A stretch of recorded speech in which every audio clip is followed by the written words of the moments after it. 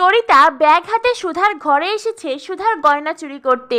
একটা একটা করে সুধার সব গয়না নিজের ব্যাগে ঢুকিয়ে নেয় তরিতা।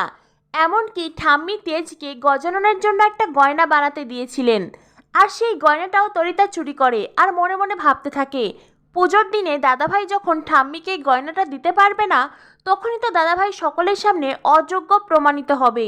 এই বলে একে একে সব গয়না তরিতা নিজের ব্যাগে চুরি করে নিয়ে নেয় আর ওখান থেকে চলে যায়। এদিকে তরিতার এমন অসৎ কর্মকাণ্ড সবকিছুই লুকিয়ে লুকিয়ে দেখেছে চিরকুট। চিরকুট মনে মনে ভাবতে থাকি, এ কি, বড় বৌদি ভাইয়ের সমস্ত গয়না ছোট বৌদি ভাই ডাকাতি করে নিয়ে গেল। এদিকে দেখা যায় রান্নাঘরে মেজমা সুধার জন্য লুকিয়ে লুকিয়ে খাবার নিচ্ছে। তখনই সেখানে তেজের মা আসেন। তেজের মা এসেই মেজমাকে শুনিয়ে শুনিয়ে বলেন, সুধা মেয়েটা এমন একটা কাজ করলো না, সত্যি ওকে ক্ষমা করা যায় না। আমার ছেলের জীবনটা পুরো নষ্ট করে দিল। মা সুধাকে যেই শাস্তিটা দিয়েছেন একেবারে ঠিক শাস্তি দিয়েছেন। তখনই মেজমা তেজের মায়ের কথার সঙ্গে তাল দিয়ে বলে, হ্যাঁ ঠিকই তো বলেছ দিদিভাই, একবেলা না খেয়ে থাকলে কেউ মরে যায় না।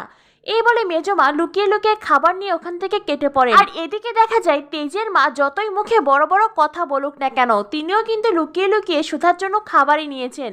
আর তারপরেই মেজমা তেজের মা সকলেই সুধার ঘরের দিকে এগিয়ে যায়। এদিকে তেজ সুধাকে বলে, সুধা তাড়াতাড়ি খাবারগুলো খেয়ে নিন আর আমার সাথে নিচে চলুন। সুধা বলে, আর কতবার বললে আপনি বুঝতে পারবেন বলুন তো?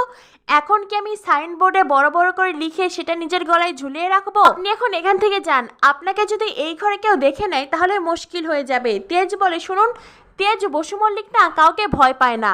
তখনই দরজার আওয়াজ হয় আর সমুদ্র তেজকে নিয়ে লুকিয়ে পড়ে।